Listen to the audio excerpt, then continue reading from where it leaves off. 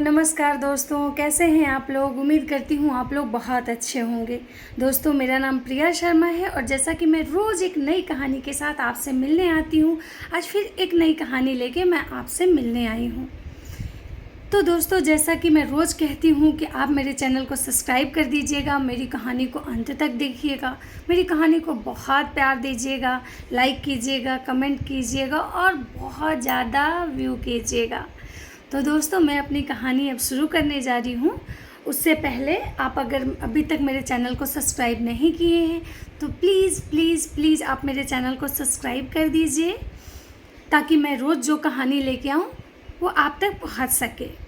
तो दोस्तों, मैं अपनी कहानी शुरू कर रही हूँ। मेरी कहानी एक किसान की है और एक लड़के की है।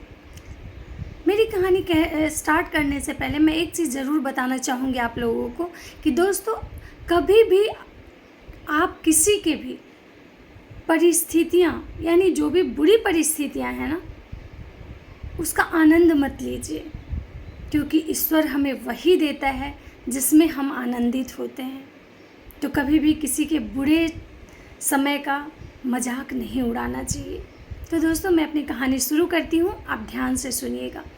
मेरी कहानी कुछ ऐसी है कि मेरी कहानी में एक पिता पुत्र जो घर से बाहर टहलने के लिए निकलते हैं, वो कुछ दूर जाते हैं जहाँ बहुत सारे खेत होते हैं।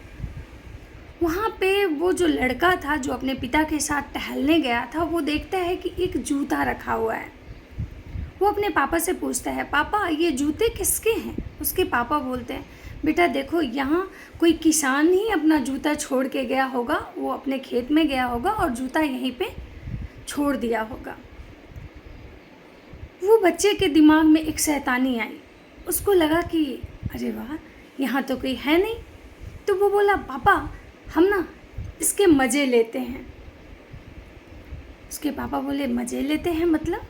बोले, पापा हम इसके जूते छुपा देते हैं, उसके बाद देखते हैं कि जब ये किसान आता है तो ये कितना बेचैन होता है, कितना परेशान होता है अपने जूते को ढूंढने के लिए।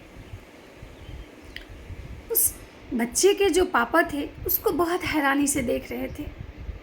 उनको समझ में नहीं आ रहा था कि हम अपने बेटे को कैसे समझाएं। कुछ देर तक वो उसे इसी तरह ध्यान से निहारते रहे। फिर उसको बोले कि बेटा, तुमको मज़े लेना है? वो बोला, हाँ। बोले, वो तुमको देखना है कि वो कितना व्याकुल होता है, कितना परेशान होता है अपने जूते के लिए? वो लड़का बोला, हाँ।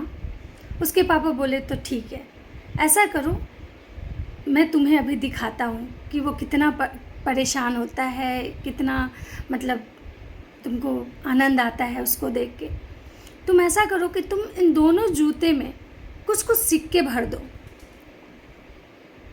वो लड़का के पापा जैसा बोले वो लड़का उसी तरह से किया। उन दोनों जूतों में कुछ कुछ सिक्के भर दिए और उसके बाद वो दोनों पिता पुत्र जाके एक झाड़ी के पीछे छुप गए।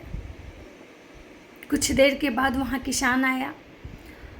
किसान जब अपने जूते पहनने लगा तो उसको पैर में थोड़ा सा अटपटा टाइप का लगा, थोड़ा सा अनकंफर्टेबल फील किया, उसे कुछ अजब टाइप का लगा। किसान सोचा, पता नहीं मेरे जूते के अंदर क्या घुस गया है। किसान अपने जूते उठाया और उसको झाड़ने के लिए जो ही मतलब ये किया, उसने देखा कि अरे जूते में तो सिक्के हैं। किसान जूते में सिक्के देख के बहुत शॉक्ड रह गया। वो अचंभित हो गया कि इन जूतों में सिक्के कहाँ से आए। फिर किसान उसी तरह से अपने दूसरे जूते उठाए, उसमें भी सिक्के पड़े थे। किसान को समझ में नहीं आया कि ये सिक्के कहाँ से आए, लेकिन किसान अपने दोनों घुटनों के बल ज़मीन पे बैठ गया और जोर जोर का रोने लगा, फुट फुट के रोने लगा और बोला, भगवान हमको नहीं पता ये सिक्के कहाँ से आए, लेकिन भगवान मैं इन सिक्कों के लिए आपको धन्यवाद ज़रूर करना चाहूँगा, क्योंकि आज जो भी मुझे मिला है आपकी कृपा से मिला है। क्योंकि आज अगर ये सिक्के नहीं मिलते तो मैं अपनी बीमार पत्नी के लिए दवाई कहाँ से ले आता, और मैं हमारे बच्चे जो घर में भूखे हैं मैं उनके लिए खाना कहाँ से ले आता। इसलिए भगवान मैं आपको कोटि कोटि धन्यवाद करता हूँ। और ये सारा दृश्य जो था वो झाड़ी के पीछे से वो पिता पुत्र देख रहे थे। वो बच्चा इस दृश्य को देख के समझ गया कि मेरे पापा हमको कौन से आनंद का सुख दिखाना चाह रहे थे, मुझे क्या समझाना चाह रहे थे। और वो बच्चा भी फूट फूट के रोने लगा, अपने पिता के गले लग के, और बोला कि पापा आज के बाद हम कभी भी ऐसी गलती नहीं करेंगे, हम कभी भी किसी के परिस्थितियों का मजाक नहीं बनाएंगे, कभी भी मज़े नहीं लेंगे।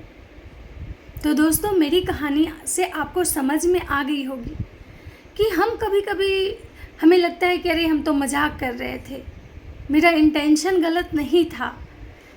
लेकिन दोस्तों, आपको नहीं पता कि सामने वाला जिसको आप देख रहे हैं, जिसको देख तो रहे हैं, लेकिन उसके अंदर क्या चल रहा है, वो कितना परेशान है, वो किस परिस्थितियों में अभी है, ये आपको नहीं पता होता है। तो कभी भी किसी के बुरे समय का मजाक मत उड़ाइएगा, क्योंकि वो इंसान भले आपको कुछ जवाब दे या ना दे, लेकिन ऊपर बैठा हुआ ईश्वर सब कुछ देखता है और आपको अंत में वही देगा जिसमें आप खुश होते हैं। तो इसलिए हमेशा इस बात का ध्यान रखिएगा। राधे राधे दोस्तों।